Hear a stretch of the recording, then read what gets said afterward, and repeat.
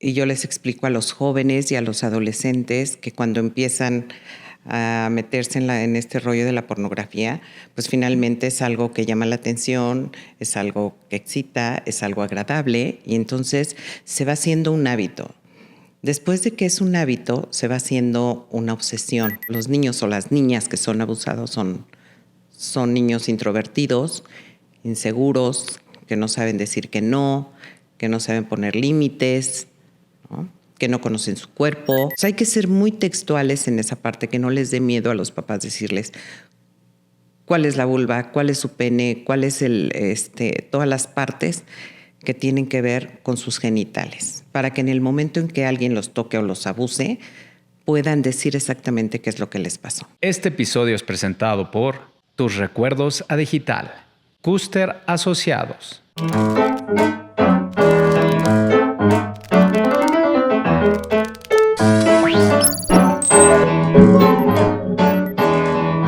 Hola amigos, bienvenidos a otro episodio más de su podcast A Nadie Más Le Importa. Quiero tomar este breve momento para felicitar a todos ustedes porque hemos llegado a los 5,000 suscriptores, seguidores en YouTube.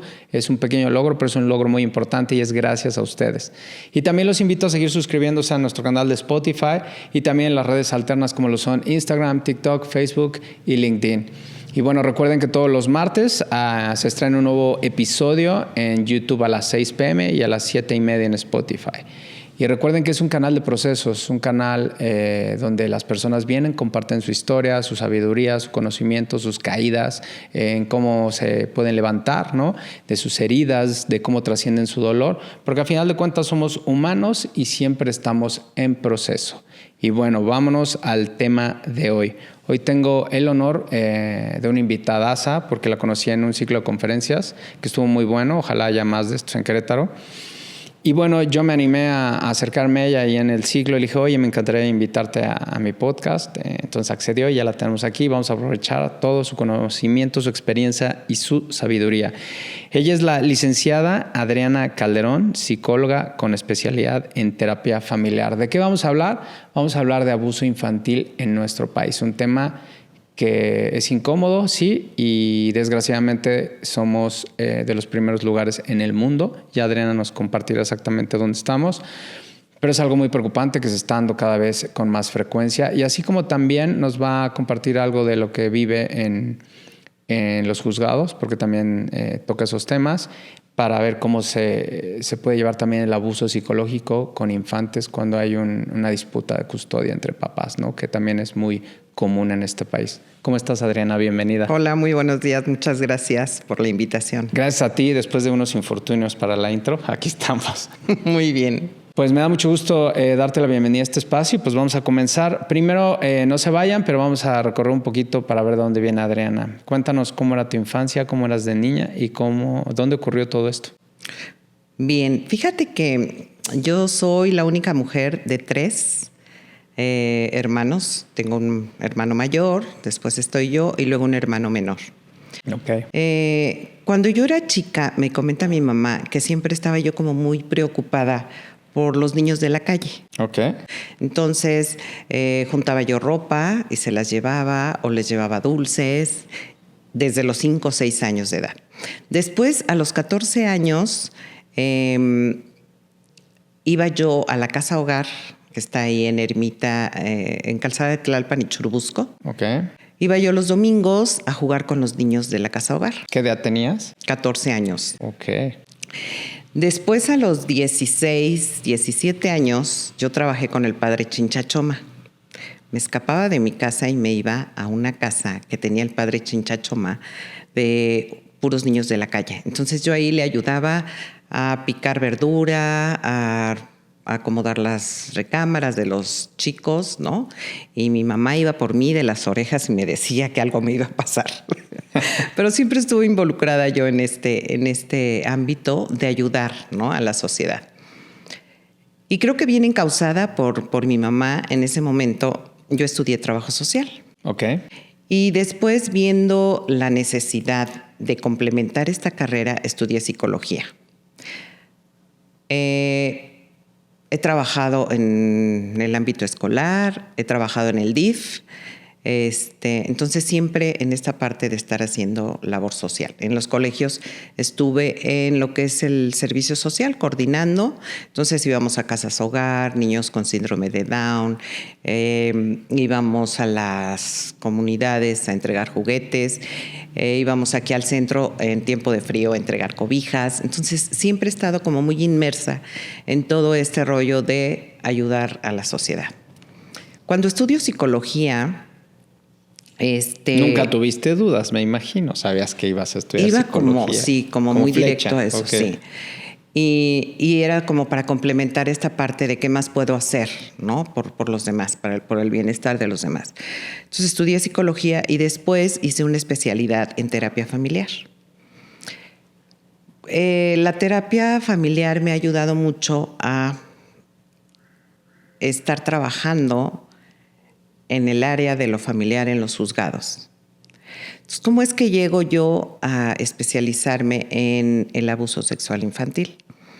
En alguna ocasión me piden que haga yo una valoración de una chiquita de 3 años y medio porque se presumía que estaba siendo abusada por su papá biológico. Ok, 3 años. Entonces, 3 años, ¿no? Entonces, a esa edad... ¿En qué lugar? ¿Ciudad de México? No, ya, aquí en Querétaro. Estamos acá en Querétaro. Sí. ¿A qué edad te viniste acá a Querétaro? Me vine, ya tengo aquí 22 años en la ciudad de Querétaro. ¿Te casaste? ¿Tuviste hija? ¿Cuál fue el inter? Sí, en la Ciudad de México me casé, tuve 2 hijos, ahorita mi hija ya tiene 37. ¿Tus bebés? Tengo 2 nietos, ¿no? Y tengo un hijo de 32 años. Ok. De la Ciudad de México me fui casada a la ciudad de Monterrey, estuvimos viviendo allá 10 años. Ok. Por el trabajo de mi esposo en aquel entonces. Después nos venimos a vivir a Querétaro y aquí me divorcié, ¿no? Y bueno. Quiero hacer un paréntesis ahí. ¿Cómo fue para ti como psicóloga el divorcio? ¿Cómo lo viviste? Fue un proceso muy difícil, ¿no? Pero también como de mucho aprendizaje, porque hoy en día puedo orientar a muchas mujeres que han sufrido de violencia emocional, económica, ¿no? Lo viví y ahora lo puedo trabajar con muchas mujeres que están en este proceso de una codependencia muy fuerte para con un hombre que tiene mucho control sobre ellas, ¿no? Entonces les explico cómo es todo este proceso, no solamente emocional, sino también químico a nivel cerebral. Cuando lo llegan a entender y lo llegan a comprender, es más fácil que se desprendan de esta codependencia que se tiene con este tipo de personalidades, ¿no? Entonces, fue difícil, pero también fue muy, muy liberador, ¿no? Donde creo que el derecho que tenemos el ser humano de ser libres es primordial. Yo me sentí libre, digo, tan libre que hasta la fecha no he tenido pareja ni me he vuelto a casar. Entonces me he dedicado mucho a esta parte de mi profesión, que es lo que me llena y lo que me gusta, ¿no? Ok. Entonces de Monterrey te vienes a Querétaro. Me vengo y aquí a es donde Querétaro. empiezas a ver este caso. Exacto. ¿No habías tenido contacto con nada que se tratara de abuso infantil? No, hasta ese momento no. ¿Qué sabías del abuso infantil en México? Nada. No, datos muy, muy ligeros, ¿no? Que ahora que los conozco, pues son muy impactantes. Pero un tema que no se tocaba mucho, ¿no? En décadas pasadas, como que sabíamos, ¿no? Porque ahora ya que se destaparon con el Me Too y muchas cosas, como que se abrió, ¿no? El tema y resulta que muchas personas fueron abusadas, pero que guardaron décadas este abuso. Y hasta la fecha, hasta la fecha, bueno, yo he tenido pacientes mujeres ya de 50, 60 años, que en ocasiones no han podido tener una vida plena en el ámbito sexual porque han sido abusadas, ¿no? Porque fueron abusadas y porque fue un secreto de familia y aunque a veces se enteraban las mamás, No lo vais a decir. Pues hay muchos intereses de por medio, ¿no? Si la señora no trabaja y depende económicamente del padrastro o del papá, pues es mejor. O si fue un tío cercano, ¿no? Exacto, quedarse callados, ¿no? Entonces, pues estas heridas se van guardando y van afectando a lo largo de la vida, ¿no? Y no se puede tener una relación sexual plena. No, te marcan. Y aparte, Bueno, yo lo Exacto. que he documentado sobre este tema es que también víctimas se vuelven victimarios en un buen porcentaje, No ¿cierto? necesariamente, es un mito, ¿eh? Ok. De que los que... Pero sí hay un porcentaje, Sí, claro, ¿no? claro, pero es mínimo, Ah, es ok, mínimo. no es, ok. Yo creo que hoy en día influyen otros factores todavía más importantes. Una es todo tipo de adicción. A veces puede ser adicción a alguna sustancia, al alcohol o a las mismas redes. Creo que hoy en día el factor número uno es la pornografía, ¿no? Que está al alcance de mucha gente, Sí, la de que niños. conocemos y la que no en la Deep Web, ¿no? Que yo he escuchado que ahí es el sótano del infierno. Así es. Entonces, y yo les explico a los jóvenes y a los adolescentes que cuando empiezan a meterse en este rollo de la pornografía, pues finalmente es algo que llama la atención, es algo que excita, es algo agradable y entonces se va haciendo un hábito. Después de que es un hábito, se va haciendo una obsesión. Y cuando ya tienen ellos esta obsesión en mente, cuando se presenta una oportunidad de abusar de alguien, lo hacen. Entonces, porque la mente ya está enferma. Entonces, lo ideal es pues, no entrar a lo que es la pornografía o que los papás estén como muy alertas y muy atentos de qué están viendo sus hijos en Internet. Yo te puedo compartir que mi primer contacto con el porno fue como a los 15 años. Ya sabes, antes era cassettes. Y sí fue muy choqueante. Eso fue un shock para mí. O sea, sí es algo que no se te olvida y que no puedes borrar. Claro. Cuando atestigué eso, dije, ¿qué carajos estoy viendo? Y Sí, tenía, sí, sí. yo creo que entre 13, 14 años y fue muy fuerte.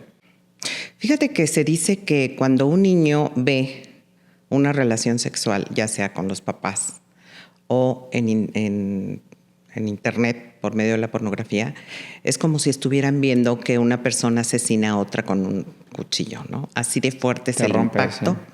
que tiene en los menores. Entonces es súper importante que estemos alertas de qué están viendo nuestros niños, nuestros adolescentes, los jóvenes, los adultos, ¿no? Porque hasta los adultos enferman su mente de esa manera y luego es cuando a veces bajo el efecto de alguna Uy, sustancia sí.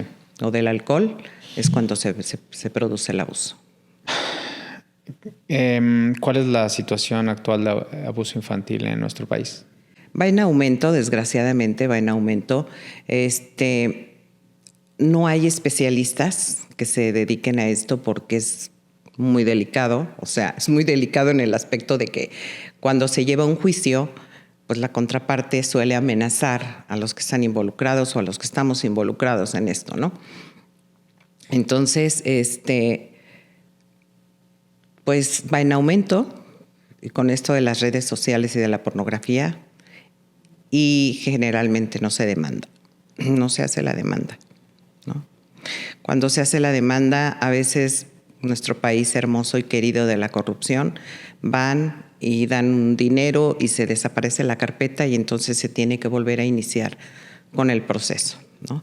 Pero aquí lo que hay que hacer es estar como muy alerta. No todos tienen la capacidad de pagar un buen abogado, pero pues hay que estar como no quitar el dedo del renglón para que el juicio siga y se haga justicia. Pero cada vez vamos alzando más la voz y se va dando a conocer este tema. ¿Qué tipo de abusos son más comunes y menos visibilizados? Se dice que el 90% de los abusadores están dentro de la familia o son conocidos muy cercanos, ¿no? En mi experiencia profesional, los padrastros y los papás, los padres biológicos de los niños o de las niñas. Es lo que más, los tíos, cosas así. Tíos y primos. Fíjate, es importante mencionar que en cualquier fecha, ¿no? Donde haya fiestas, ahora, bueno, vienen las fiestas navideñas, es muy común que cuando los papás están en un ambiente familiar y están tomándose la cerveza, las mamás están aparte platicando, y los niños van, suben, bajan, corren por toda la casa, por el jardín. Se tiene la idea de que se necesita mucho tiempo para que un niño sea abusado y no es así. Entonces, yo sí les recomiendo a los padres de familia que estén como muy atentos de con quién están jugando sus niños, dónde están. ¿Cuánto tiempo toma un abuso? 5 minutos, 3 minutos, ¿no? Wow. Y los abusadores son personas muy inteligentes y muy astutas. Son muy perspicaces para darse cuenta qué tipo Parecen de niño, detectives. qué tipo de niño es vulnerable. Ok. ¿No? Entonces, generalmente los niños o las niñas que son abusados son niños introvertidos, inseguros, que no saben decir que no saben poner límites, ¿no? Que no conocen su cuerpo, que sus papás no les han dado una educación sexual para decirles nadie debe de tocar tu cuerpo, ¿no?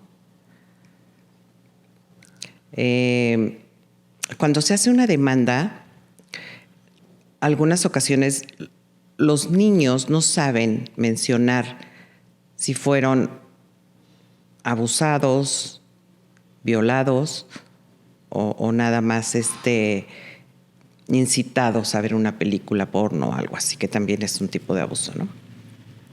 Pero porque los papás no les dicen exactamente cómo se llaman sus partes de su cuerpo. O sea, hay que ser muy textuales en esa parte, que no les dé miedo a los papás decirles cuál es la vulva, cuál es su pene, cuál es todas las partes que tienen que ver con sus genitales, para que en el momento en que alguien los toque o los abuse, puedan decir exactamente qué es lo que les pasó. ¿Por qué no hay un tipo de educación en la escuela sobre la sexualidad a edades tempranas? Los colegios, ese es otro tema. Les da mucho miedo meterse en un tema legal cuando ha habido algún tipo de abuso en su institución. Prefieren no demandar, prefieren dar de baja al alumno y a los papás que afrontar una situación así. Me ha tocado dar pláticas en algunas escuelas sobre prevención del abuso sexual infantil, pero no todos los colegios están abiertos a este tema, todavía es un tabú, ¿no? Yo he leído estadísticas y parece ser que somos de los primeros lugares, ¿no? En el mundo. Es correcto. Esto y el tráfico de menores, que va muy ligado a esto, ya rebasó el tráfico de armamento, nada más como para que te des una idea, ¿no? ¿A nivel mundial? En México. En México. Sí, es correcto. O sea, ya hay una industria. Así es. Sí. Cuando tú inicias un proceso judicial, ¿cómo funciona, Adriana? ¿Cómo son las etapas? Bueno, primero hay que ir aquí en Querétaro, en específico, a la Fiscalía número 4, donde se levanta un acta, ¿no? Y hoy en día está muy penado esto del abuso sexual. Inmediatamente se detiene al agresor y se pone en custodia, ¿no? En lo que respecta a mí, bueno, pues es hacer toda una evaluación. Cuando son niños se hace por medio del juego. Hay unos muñequitos que se llaman los muñecos sexuados y hay una prueba también, entre otras, que se llama Cat Sex y es la que se les aplica a los niños para ver si han sido abusados, ¿no? Y bueno, se sigue la demanda hasta que se dicta sentencia. ¿Y qué pasa cuando es una difamación? También ahí puedes darte cuenta. Porque suele pasar, me imagino, Sí, también. Sí. Como hablábamos, ¿no? Tengo un caso muy, muy difícil donde pues están en un proceso de divorcio y a la señora se le ocurre levantar un falso de que el papá está abusando de su menor y se lleva todo un juicio muy difícil, ¿no? Entonces, pues ahí también es difamación de honor y se tiene que comprobar si quién está mintiendo, ¿no? O si tiene rasgos de abusador la persona a la cual están acusando. ¿Y qué sucede en esos casos, por ejemplo? O sea, uno en el que sí se comprueba la culpabilidad, ¿no? Se dicta sentencia. ¿Cuántos años o cómo son más o menos los castigos? No tengo idea de cuántos años sea, pero pocas veces son castigados, ¿no? ¿En serio? Pocas veces son se les se salen comprueba. con la suya. Sí, sí. Y lo malo de esto es que, bueno, pues son abusadores que más adelante seguirán Claro. haciendo de las suyas, ¿no? Entonces, ¿cómo vamos que en políticas públicas y en las leyes? Por ejemplo, aquí en el Estado, tú que ejerces aquí. Es muy difícil comprobar, ¿no? A veces una parte pone a un perito y otra parte pone a otro perito, ¿no? Cuando no se ponen de acuerdo los peritos, se supone que un perito tiene que ser totalmente imparcial, ¿no? Pero a veces no es así. Entonces, cuando no se ponen de acuerdo o cuando no coinciden las pruebas de los peritos, se nombra un tercero en discordia, el juzgado, y ya el juzgado es el que determina, ¿no? Pero es desde 5 años de cárcel. Y, por ejemplo, si están mintiendo, ¿es lo mismo? O sea, para comprobar que, oye, es una difamación. Ahí no hay ¿O es mucho. más complicado? Ahí es muy complicado, pero no hay mucha sanción, ¿sabes? Muchas veces nada más lo que piden es pago del daño moral. Y es un pago económico. Ok. Porque digo, suele pasar, ¿no? Me imagino que en Sí, esta claro. disputa, ¿no? Pasan ideas locas, un mal consejo y dicen, sí, claro, con tal de ganarte, ¿no? Y no piensan en el menor ni en todo el daño. Sí, desgraciadamente en estos procesos de divorcio, los menores son una moneda a cambio, ¿no? Y empiezan al estira y afloje y al chantaje, ¿no? Y ahora sí te presto al niño y ahora no. Y la verdad es que, bueno, mi trabajo es ver por el bienestar de los menores, pero a veces los papás complican mucho las cosas, ¿no? En esta guerra de poder. ¿Cuáles son las consecuencias a corto y largo plazo para un niño que sufre de abuso? Fíjate que generalmente cuando están chiquitos no se dan cuenta de que están siendo abusados porque el abusador lo maneja como un juego o lo maneja como yo te quiero mucho y estos son un tipo de caricias que yo te estoy haciendo porque te amo. Otros de plano amenazan, ¿no? Con que no digas nada porque le va a pasar lo mismo a tus hermanos o voy a matar a tu mamá o a tu papá. O sea, tipo de esas amenazas tan fuertes que los niños pues, se quedan callados, ¿no? Otras veces los chantajean con dulces, con regalos. Y no se dan cuenta a veces de que están siendo abusados cuando se los manejan por medio de que es un juego o de que los quieren mucho y de que los aman. Pero cuando hay una plática que se les da en alguna institución, llámese escuela, se dan cuenta de que fueron abusados. Y ahí es donde entran en shock, ¿no? Y es cuando entonces tienen que tomar un proceso terapéutico para sanar todas estas heridas de injusticia, ¿no? De dolor, porque muchas veces no pueden tener una sexualidad libre y sana. También puede pasar que tú sufriste algún tipo de abuso y algún amigo o amiga te lo comparte y ahí también puedes detonar eso. Sí, es muy raro que alguien lo comente y menos con los papás. Por eso yo creo que con una amiga, pues, que llegue contigo, amigo, que oye, me pasó esto. Y si tú tenías bloqueado eso y llega alguien, ¿puede ser? Claro que lo destape. Generalmente lo refieren como que lo ven como un sueño, como una pesadilla, como medio borroso. Me imagino. No saben si sí pasó o no pasó. El cuerpo hace eso, ¿no? Yo he leído y he escuchado podcasts sobre esas experiencias que... Es un mecanismo de defensa, ajá. Exacto, ¿no? Pero cuando se da una plática o cuando algún amigo viene y te comenta, entonces es, oye, creo que a mí también me pasó. Pero si llevas un proceso terapéutico, pues lo puedes sanar, ¿no? ¿Qué señales pueden indicar que un menor está siendo víctima de abuso? Muy importante. Generalmente los niños tienen una rutina dentro de su casa, dentro de la escuela, ¿no? Los niños cuando empiezan a presentar conductas diferentes, que lloren mucho, que tengan pesadillas, que se estén haciendo pipí en la noche o que estén mojando su calzoncito, que estén irritables, que estén muy enojados, también eso es indicio de que algo les está pasando, ¿no? Por eso es tan importante la comunicación con tus hijos, la confianza, para que en determinado momento que les esté pasando algo, pues te lo puedan comentar, ¿no? Ok. ¿Qué papel juegan las escuelas en la detección temprana del abuso infantil? Mucho. En las escuelas nos podemos dar cuenta si está teniendo alguna conducta diferente el niño y los maestros tienen que comunicarlo a los papás.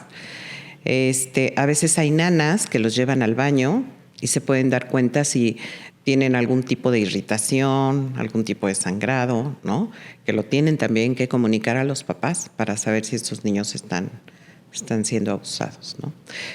Creo que las escuelas tienen una gran responsabilidad en educar también en esta área a sus alumnos. ¿Cómo influye el silencio normalizado dentro de las familias y las comunidades? Pues es un daño emocional muy fuerte, ¿no? Y en esto que comentábamos, en esta libertad de no poder tener no tener una libre relación sexual y agradable y hermosa como lo Tú que tienes, ser. por ejemplo, experiencia en eso atendiendo a pacientes, ¿cómo funciona eso justamente? O sea, ¿cómo puedes tener una relación sexual en tu vida adulta cuando pues no has trascendido ese dolor? Y no me imagino lo difícil que ha de ser pues lidiar con eso. ¿Cómo sanas eso, Adriana? Cambiándole el significado, ¿no? Cambiando el dolor por placer, pudiera ser, ¿no? Por hacerles entender que es algo que se debe disfrutar, igual que un buen desayuno, que unas buenas vacaciones, ¿no? También la sexualidad se debe de disfrutar. Entonces hay que cambiarle el significado a lo que pasó y, en la medida en lo posible, perdonar o entender a la persona enferma que abusó de estas personas. ¿Cómo borras esas imágenes o cómo es eso? Bueno, pues hay una técnica que se llama hipnosis, ¿no? Que funciona para esto. Okay. Cuando hay situaciones muy fuertes, cuando hay crisis, esta técnica ayuda, ¿no? ¿Cómo ha sido para ti lidiar con estos temas en todos estos años? Una vez que empezaste en aquel caso con la niña de 3 años. ¿Cuánto tiempo llevas ya en esto? Pues ya llevo como 10 años en viendo casos así. De este tipo, sí. Qué temple. Todo el mundo me lo pregunta. Obviamente yo voy a terapia también, ¿no? Para sanar todas estas cosas fuertes que se viven dentro de la profesión. Pero también, si bien yo te platicaba que desde chica tenía yo este compromiso con la sociedad, creo que soy una de las pocas personas que nació con esta seguridad de cuál es mi misión de vida, ¿no? Entonces, estoy muy cierta de que tengo que ayudar, sí o sí, ¿no? Y tengo que tener herramientas como mi terapia, como la meditación, como el estar muy cierta de que tengo que ayudar a los niños que están sufriendo en esta parte, ¿no? Y de difundir, que tu medio es fabuloso para difundir todo lo que tenemos que hacer en las escuelas, los papás, los profesionistas, a nivel preventivo. Si los niños tienen una educación sexual sana y adecuada, nunca van a ser abusados. Tú los blindas, ¿no? Es lo que yo siempre he pensado con la poca información que tengo hasta el momento. Es correcto, así es. Sí, hay libros muy buenos como Tu cuerpo es tuyo, todas estas partes. Hay mucha literatura, pero pues no estamos acostumbrados a veces a ir a una librería o biblioteca, ¿no? Ya no se usa. Sí, me da risa porque mi hijo, pues así sí sabe eso. Mira, papá, todas las niñas tienen vagina y todos, claro. Pues así se llama porque se sorprende. Claro. Y eso te decía, ¿no? Hay que nombrar todo por su nombre. Cuando los niños hacen una declaración, dicen, es que mi colita. Sí. Yo le digo, pues ni que fueras reptil. Claro, ¿no? Y además, pues así no se puede levantar una demanda. ¿Cómo defiendes al niño, no? Si no sabe exactamente qué fue lo que le pasó. Lo primero es el lenguaje. Por reconocer supuesto. Las partes privadas por su nombre. Exacto. ¿Qué otro paso preventivo en el seno de la familia? ¿Cuáles serían los pasos? Ok. Desde chiquititos los niños entienden perfectamente el lenguaje. Que no lo hablen es otra cosa, pero lo entienden muy bien. Entonces, decirles que nadie deben de tocar su cuerpo, mencionar sus partes, sus genitales con su nombre, enseñarles a poner límites, ¿no?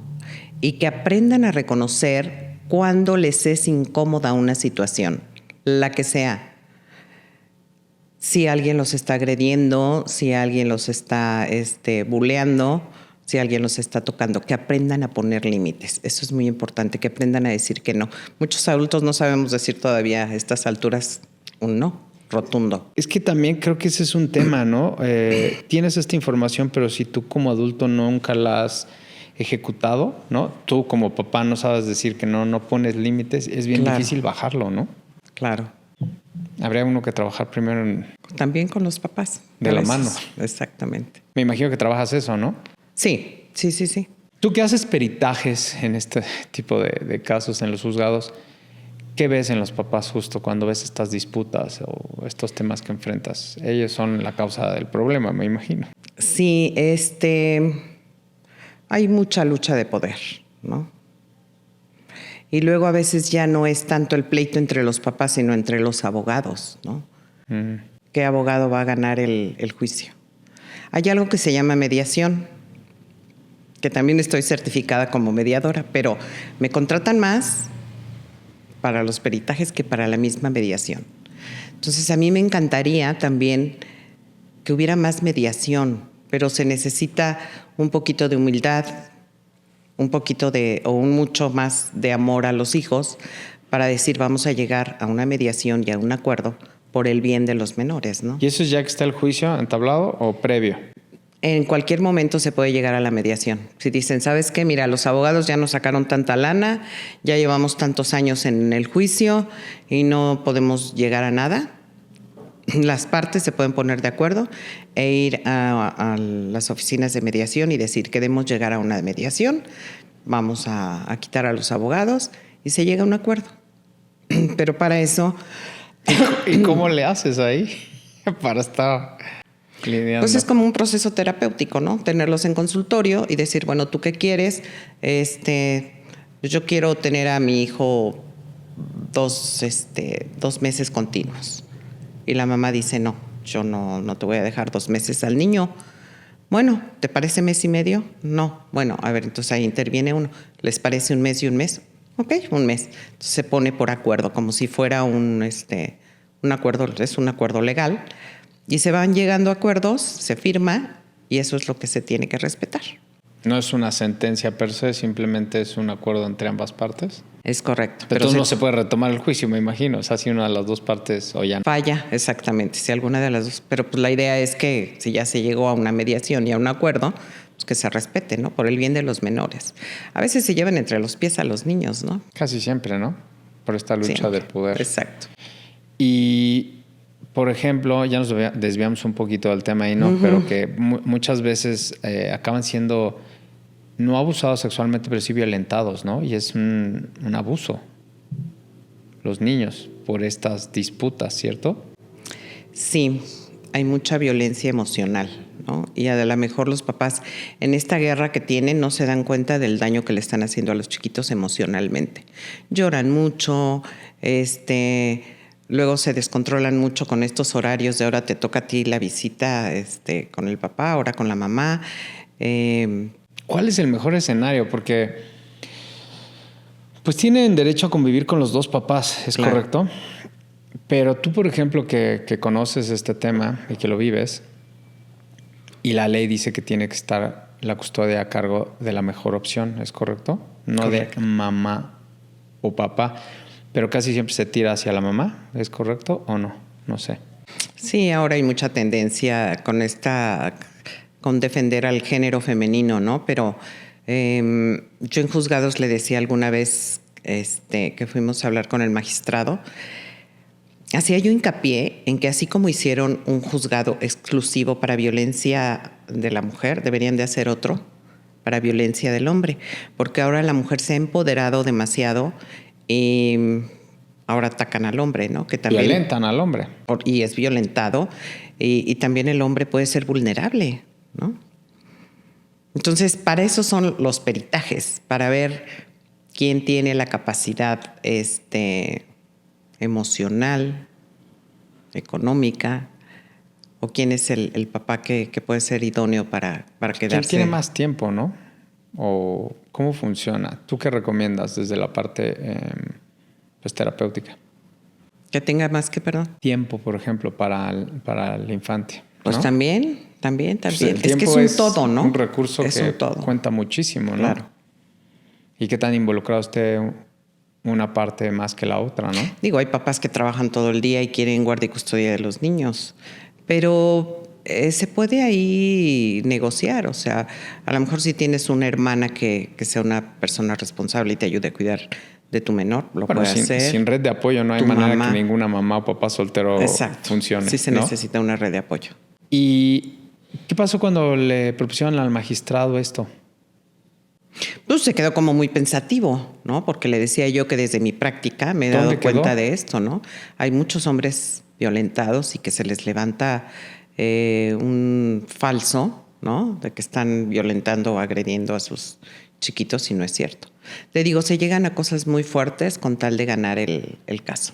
Y también yo te puedo compartir que hay muchos papás que la contraparte de la mamá se sienten tan seguras que se la pasan amenazando al papá sobre que si los demanda te voy a quitar a mis hijos, no los vas a ver, yo voy a decidir.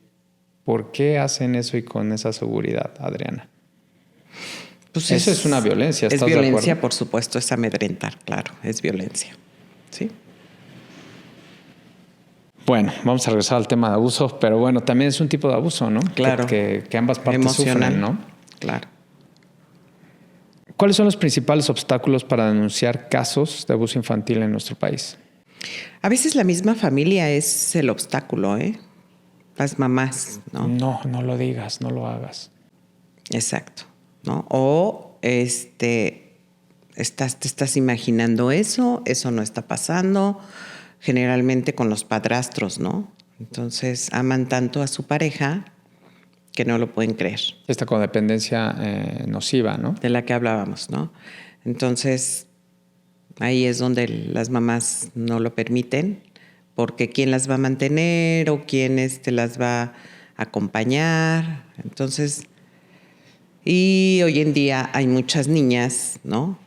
Tuve la oportunidad de darles terapia a niñas del DIF, desde 9 hasta 16 años de edad, obvio de forma gratuita, que fueron abusadas. Y la mayoría vienen de comunidades donde el padrastro o el amante de la mamá es el que abusaba de ellas, ¿no? Ahora algo que me parece muy triste, ¿no? Porque hablo por mi género, son muy raros los casos de mujer a niños, Son raros, pero se dan. pero no Sí, sé, la dan. balanza está muy, muy de nuestro lado. Sí, por supuesto. ¿A qué crees que se deba? Pues la cultura de machismo que tenemos, ¿no? Y de tener control sobre alguien. Eso es muy, muy claro. ¿Y crees que venga de estos, pues sí, o sea, de generaciones pasadas y que no puedas romper, ¿no? Esta cultura de violentar a alguien, de que lo viste en casa, lo viste en tu abuelo, lo viste en tu papá y que tú algo te rompe, como platicábamos, ¿no? Que ves alguna imagen de chico y luego creces como respirando esta cultura tóxica y nada más es que se presente la situación, la circunstancia bajo una sustancia y ups, estás en problemas. Fíjate que se dice que todas las enfermedades, la que sea, hasta el alcoholismo o la drogadicción, viene trigeneracional. Entonces, si tú te pones a analizar, a veces llegaban chavos y me decían, bueno, Adri, es que yo no sé si soy alcohólico, no, qué rollo. Entonces les preguntaba yo que nos fuéramos hacia su abuelo y bisabuelo, ¿no? Y me decía, no, es que mi bisabuelo no tomaba. Ah, bueno, pero se tomaba una aspirina con una coca todas las noches para poder dormir, ¿no? Luego mi papá se tomaba el diazepam todas las noches. Y ahora pues yo me tengo que echar mi vinito todos los días para poder bien, dormir, ¿no? El típico. Entonces, rascándolo un poquito, generaciones hacia atrás, podemos ver que también en el ámbito de abuso sexual también se da, ¿no? Entonces, cuando se vayan a casar, yo les digo a los jóvenes, investiguen de su pareja todo, ¿no? Cómo es su familia, de dónde viene, qué hábitos tienen. sistemas familiares. ¿Qué nos puedes decir de los sistemas familiares justo cuando vas a elegir una pareja? Desde ahí puedes evitar hasta un abuso. Claro. Yo creo que así como en la iglesia y antes los prematrimoniales que se hacen estudios de sangre, deberían de hacerse toda una evaluación psicológica, ¿no? Y emocional de ver cómo está la pareja. Alguna ocasión llegaron unos jóvenes Sería una gran propuesta. Llegaron unos chavillos que se iban a casar y me dijeron, Adri, queremos poner normas y reglas dentro de nuestro matrimonio, nos vamos a casar y queremos que nos ayudes. Como mediadora, ok. Padrísimo, pero desde antes. Entonces, yo creo que eso lo tendrían que hacer todos, si no se hace. ¿Y cómo te fue con ese experimento? Muy padre, muy bien. Porque están en una etapa de enamoramiento donde están muy dispuestos a poner normas, reglas y a cumplirlas. Entonces, obviamente se tienen que ir cambiando periódicamente, pero pues están dispuestos a hacer las cosas, ¿no? Entonces, yo creo que sí es importante esta parte emocional para prevenir cualquier tipo de violencia y de abuso. Ahora, ¿te han tocado casos donde hubo un abuso en alguna familia y después me imagino que la familia se rompe? ¿Qué pasa con la familia? Pues, por ejemplo, cuando es el actor, el victimario, esa familia pues se disuelve, ¿no? El sistema se rompe. ¿Y ha habido casos donde se pueda recuperar algo de esa familia? Por lo regular siempre... Es muy raro que el abusador quiera llevar un proceso terapéutico, ¿eh? ¿Por qué? Uno, porque no lo reconocen, ¿no? No lo quieren aceptar. ¿Por qué es tan difícil? Va a ser un abusador. Yo he tenido la oportunidad de dar terapia a 2 personas que han sido los abusadores. Nunca van a decir que fueron ellos. Siempre lo van a negar. ¿Por qué? Pues el ego, el tache que le van a poner la sociedad, el que lo pueden demandar y lo pueden meter a la cárcel. O sea, nunca va a decir que sí. Pero imagínate, perdió todo lo que tenía su familia, ¿no? Claro. Por algo que él cometió. Y en un proceso con un abusador le decía yo, es que mira, a veces, en un proceso terapéutico le decía yo, a veces cuando vemos pornografía, cuando nos estamos metiendo en todo esto, nuestra mente se va afectando y entonces le empezaron a sudar las manos y se empezó a agarrar el cabello y ahí me di cuenta que efectivamente él estaba viendo pornografía y estaba abusando de su hijastra, ¿no?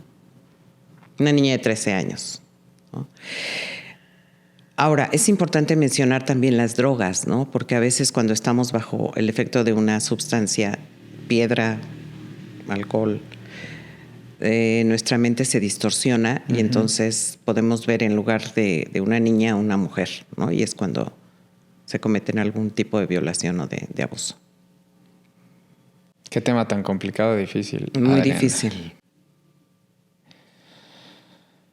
¿Qué se puede hacer para evitar la revictimización durante el proceso de denuncia? Nos tienen a los peritos como muy cuidados, ¿no? O sea, como muy supervisados de que no tenemos que revictimizar.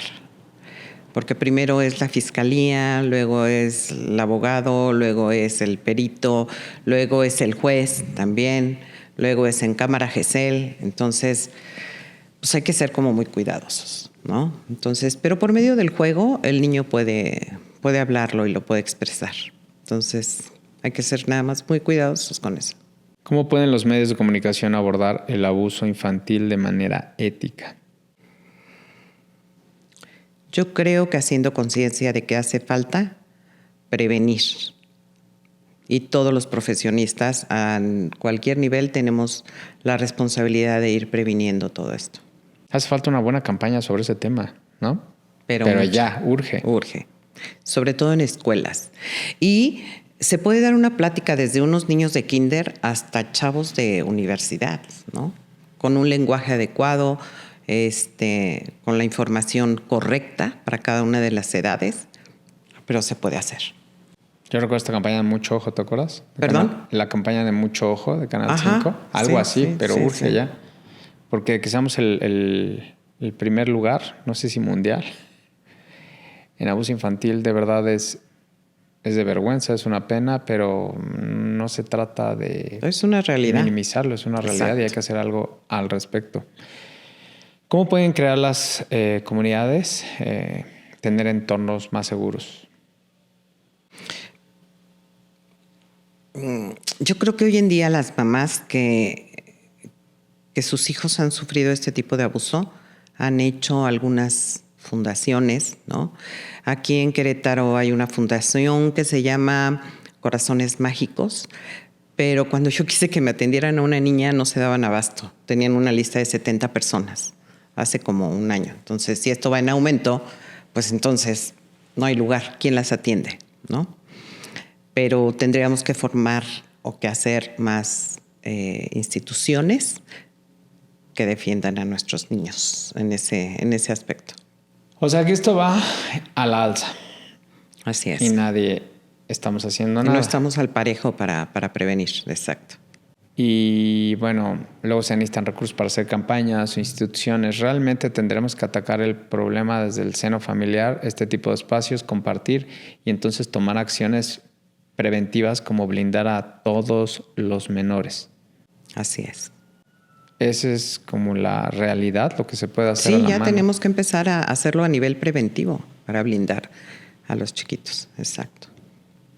¿Qué has aprendido de toda tu experiencia de acompañar a víctimas de abuso? Es un tema que todo el mundo me dice que cómo puedo con él, pero por amor a los niños, yo creo. Es algo que me mueve mucho, ¿no? Es muy fuerte, pero si dejo a un lado esta parte del impacto, del sufrimiento que me puede ocasionar el tratar estos casos y salvar vidas desde el amor para con los chiquitos, creo que eso es lo que me mueve y eso es lo que hago. ¿Qué te gustaría que entendiera la sociedad sobre el abuso infantil que aún no comprende? Híjole, pues que nos falta mucho, que es una problemática muy fuerte, que realmente es algo muy, muy denigrante, es algo que daña la moral, lo físico, lo espiritual de los niños, ¿no? Y que tenemos que unirnos para hacer algo por los chiquitos. Mira, quiero compartir algunas cifras contigo sobre el tema. Y bueno, lo más grave es que es a víctimas de violencia sexual infantil en México, ¿no? En el 2021, que ya tiene tiempo, se registraron 22,410 víctimas, según el Financiero. Diariamente se cometieron aproximadamente 61 delitos de violencia sexual contra niñas, niños y adolescentes. De esos, alrededor 6 diarios corresponden a menores de 5 años. Las víctimas con mayor frecuencia se encuentran en el rango de 10 a 14 años y casi el 10% de víctimas fueron menores de 5 años. En cuanto al lugar donde ocurre el abuso, estudios señalan que hasta un 70% u 80% de los casos de abuso sexual infantil ocurren en el hogar, es decir, en entornos donde los menores deberían sentirse más seguros. Sobre la denuncia de los casos, se estima que entre el 80 y 95% de los casos de abuso sexual infantil no son denunciados. Y más recientemente, una organización denunció que entre 2022 y 2025 recibió 13,327 reportes de delitos sexuales contra menores. Para julio de 2025, casi 30,000 víctimas identificadas. Es impresionante, sí. Y eso es de los que se atreven a denunciar. ¿Cuánto porcentaje hay que no y qué sucede? Claro. El abuso sexual infantil es un problema estructural en México, según autoridades sanitarias y organizaciones civiles. ¿En qué momento caímos en esto? Y también lo que está pasando de la carpeta en Estados Unidos, ¿no? Que también se habla mucho, que están metidos ahí sobre esta red de trata de menores. ¿Qué nos está pasando, Adriana? Yo creo que nos hace falta trabajar de primera instancia la espiritualidad, yo sí creo, sin hablar de religión. pero trabajar la espiritualidad, meternos otro tipo de información en nuestras mentes, ¿no? El trabajar en cultivar nuestra mente, nuestras emociones, ser mejores personas. Ahora, ¿cómo podemos lograr eso si no sanamos todo lo que tenemos adentro y nos pasamos escapando, ¿estás de acuerdo? A través de sustancias que generan adicción, ¿no? Y me refiero, puede ser alcohol, drogas, sexo, apuestas. ¿Cuántas más, Adriana? Tú que ves a víctimas y a pacientes. ¿Cómo podemos llegar? Esa es como la fase 2, pero pues yo te compartí antes de empezar el programa, pues yo tomaba. Uh-huh. Y para mí siempre fue un tema, y yo cuando lo comparto con amigos que siguen tomando como que me ven raro, pero solamente uno sabe el dolor que está experimentando a través de esa experiencia que está haciéndolo una y otra vez, años, décadas, hasta que topas con algo y dices, esto me está matando por dentro. No, o sea, independientemente de la sustancia, es lo que sentía, ¿no? ¿Sabes? Cuando esta cruda moral de decir, esto que hablas de los límites era mi principal tema. Ok. Que yo salía y decía, me lo voy a llevar leve. Y terminaba bien servido. Sí. Es faltar a tu palabra, y te pega a todos niveles, autoestima, todo eso. Entonces, ¿qué seguía? Yo creo que todos pues hemos, o sea, en el transcurso de la vida, no toda la vida es lícita ni parejita, ni color de rosa, ¿no? Todo el mundo tenemos experiencias difíciles a las que tenemos que ir superando, pero pues pedir ayuda en cuanto te sientas incómodo o incómoda, pedir ayuda para superar estas problemáticas y no entrar en un periodo de ansiedad y de depresión. Creo que lo que tú me estás comentando ahorita, ¿no? De el beber, las sustancias químicas, el abuso sexual, la apuesta, apostar, todas estas adicciones. Las relaciones tóxicas codependientes también entran ahí. Claro, pero todo es para mitigar la ansiedad. ¿Y cuántas personas tenemos hoy en día con ansiedad? La ansiedad nos lleva a la depresión. La depresión nos puede llevar a suicidios. O a hacer tonterías o este tipo de cosas, ¿no? Claro. Que rompen. Entonces, ¿cómo mitigamos la ansiedad? Tomando, jugando, haciendo deporte, fumando, teniendo relaciones sexuales, ¿no? Entonces, comiendo mucho, claro. Entonces, hay formas de mitigar la ansiedad de manera positiva y no de manera negativa. Pero es importante tener tantita humildad y pedir ayuda a un profesionista. Ahora, esto que quiero retomar un poco, que me platicas de los 2 pacientes que atendiste y que no reconocieron.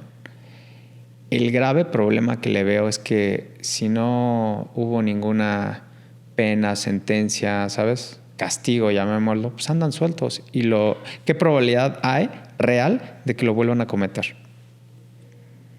100%. ¿Es claro. cuestión de tiempo? Sí, claro.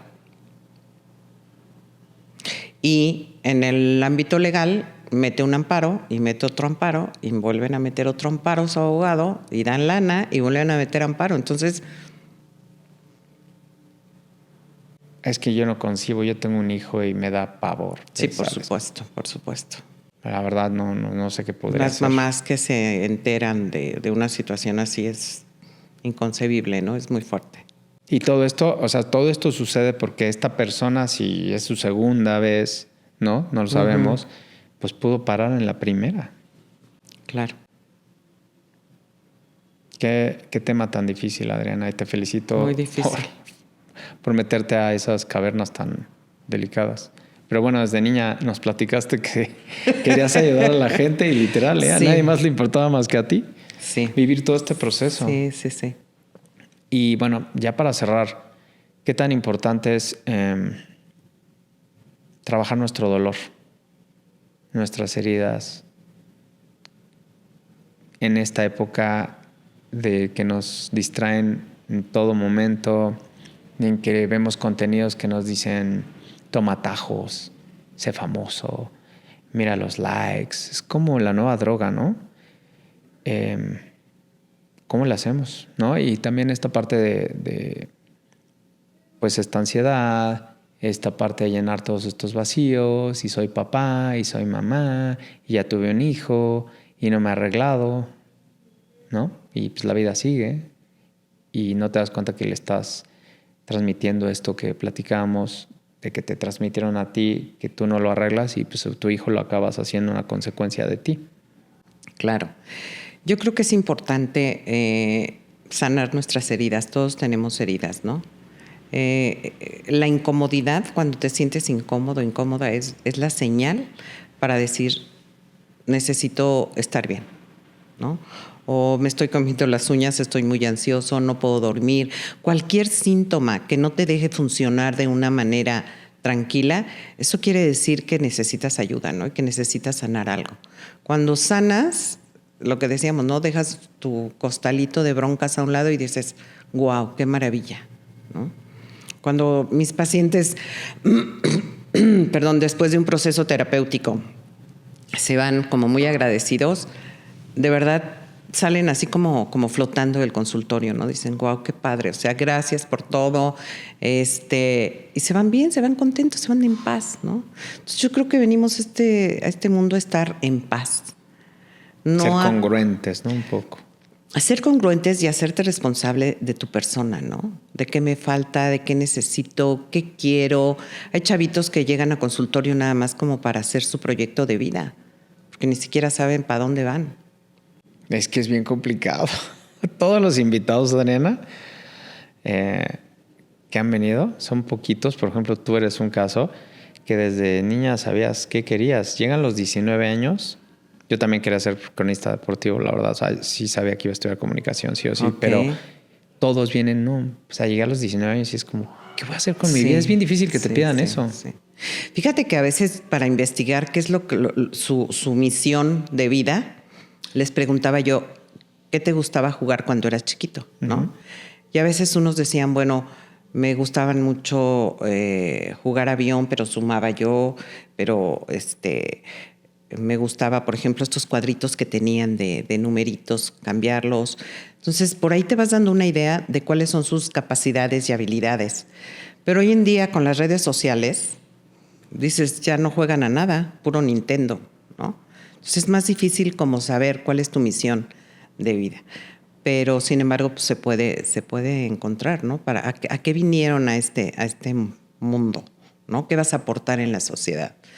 Lo que yo les decía ahora que di la conferencia, hay muchos chavitos que quieren hacer sus podcasts y grabar, pero ¿qué mensaje vas a dar? ¿Qué le vas a dejar de positivo a la sociedad? ¿Cuál es el propósito? Claro, ¿no? Y en estas fechas hay mucha depresión, muchos intentos de suicidio.